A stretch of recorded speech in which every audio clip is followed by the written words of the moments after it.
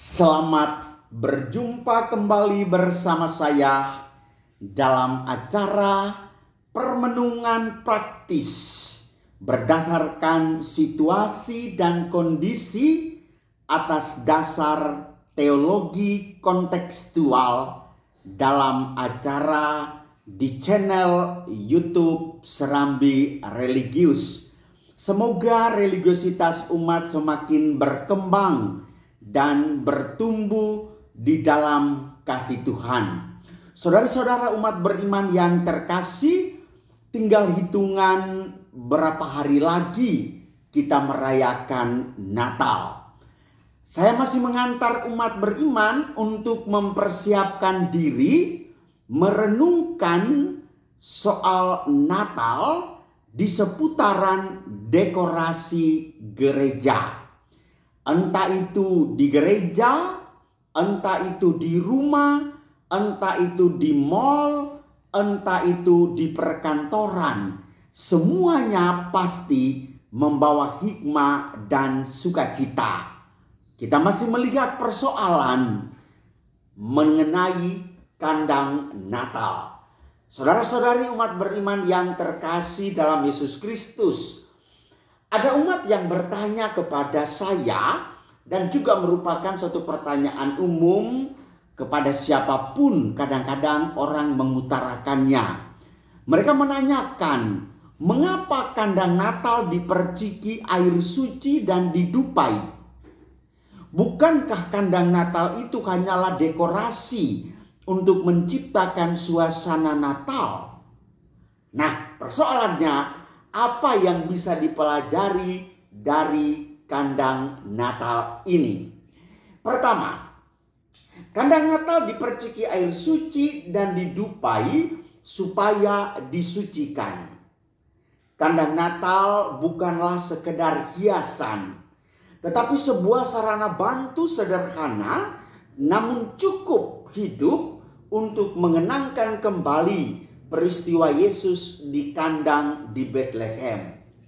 Kandang Natal adalah sebuah tradisi yang indah dalam gereja untuk mengajarkan dan membangkitkan iman kepada anak-anak maupun orang dewasa. Karena itu kandang Natal bisa menjadi sarana evangelisasi yang sangat hidup.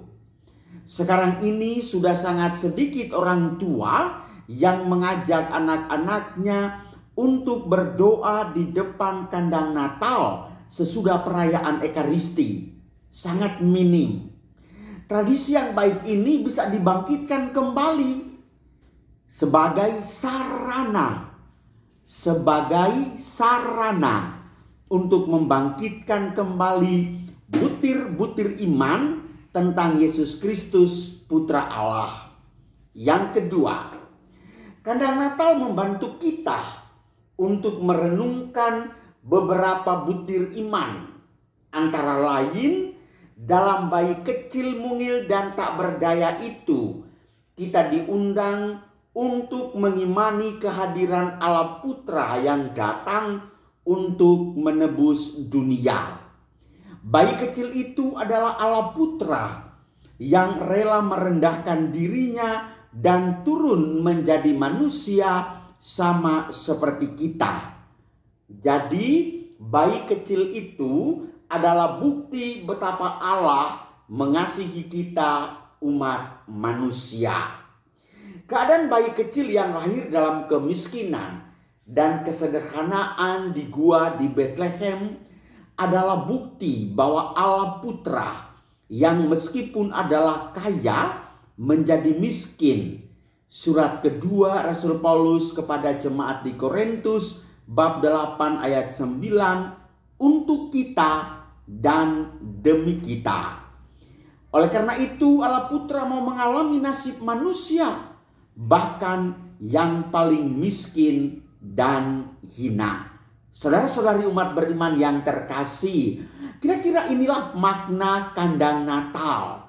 Oleh karena itu, bangkitkanlah semangat intimitas batinmu dalam melihat kandang Natal.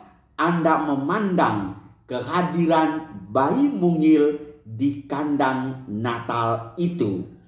Yang kedua, apakah Yesus dilahirkan di gua atau di kandang? Ini pertanyaan yang sering muncul.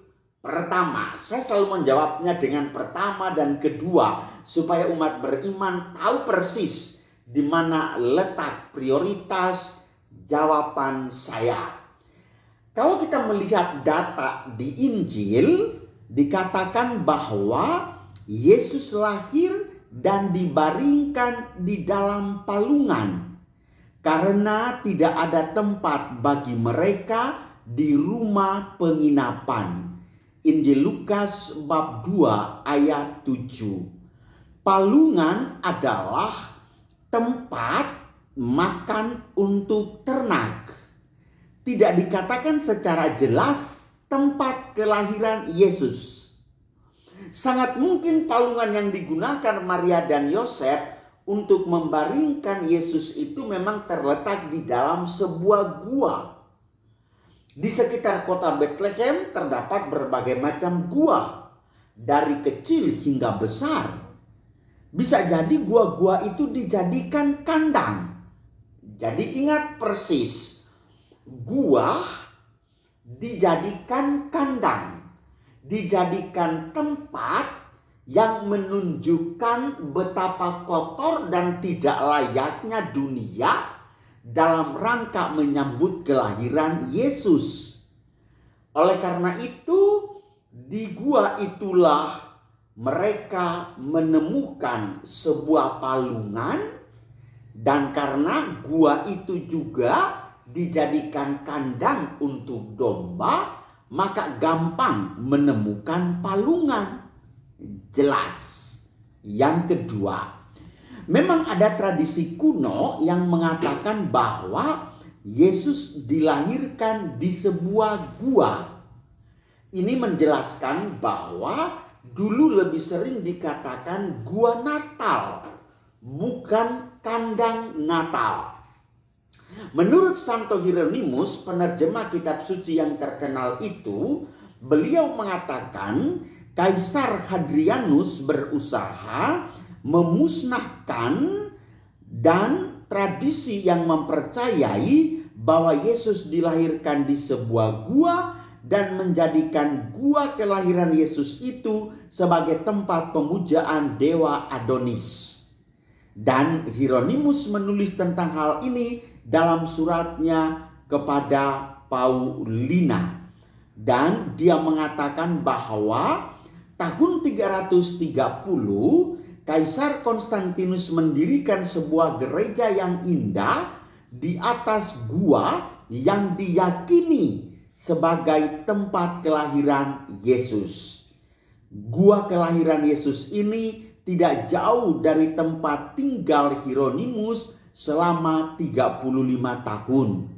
Dan pada tahun 531 sampai 565, gereja ini diperluas oleh Justinianus dan kemudian dipugar kembali pada abad ke-12. Itulah gereja Nativity yang banyak dikunjungi para peziarah. Oleh karena itu, saudara-saudari umat beriman yang terkasih, kalau seandainya Anda berziarah ke Bethlehem, ke Yerusalem, Israel, ingat, Yerusalem itu ibu kota Israel dan berseberangan dengan Israel adalah negara Palestina, dan Bethlehem itu ada di negara Palestina. Oleh karena itu, Anda juga menjumpai sebuah gereja yang namanya Gereja Nativity. Gereja kecil, indah, mungil, luar biasa. Dan kita masuk ke dalam situ, kita memandang ukiran-ukiran kelahiran Yesus, semuanya sangat berkesan dan hikmat. Sudah 3 kali saya memasuki gereja Nativity ini. Mari kita pergi lagi. Dengan demikian, saudara-saudariku yang terkasih, gua yang diyakini sebagai tempat kelahiran Yesus terdapat di bawah altar utama gereja. Dengan demikian, ibu bapak saudara-saudariku yang terkasih, semoga dengan renungan saya di edisi terakhir seputaran kandangan Natal. Yang pertama, mengapa kandang Natal diperciki, dan yang kedua, kandang Natal atau gua Natal. Semuanya ini hanya mau memberikan satu nilai inspirasi iman bahwa sesungguhnya Yesus Kristus lahir di sebuah tempat yang terkenal kotor, tidak layak, dan inilah menunjukkan dunia kita dewasa ini. Bersihkanlah diri kita, sambutlah Dia, selamat menyongsong kelahiran Kristus. Amin.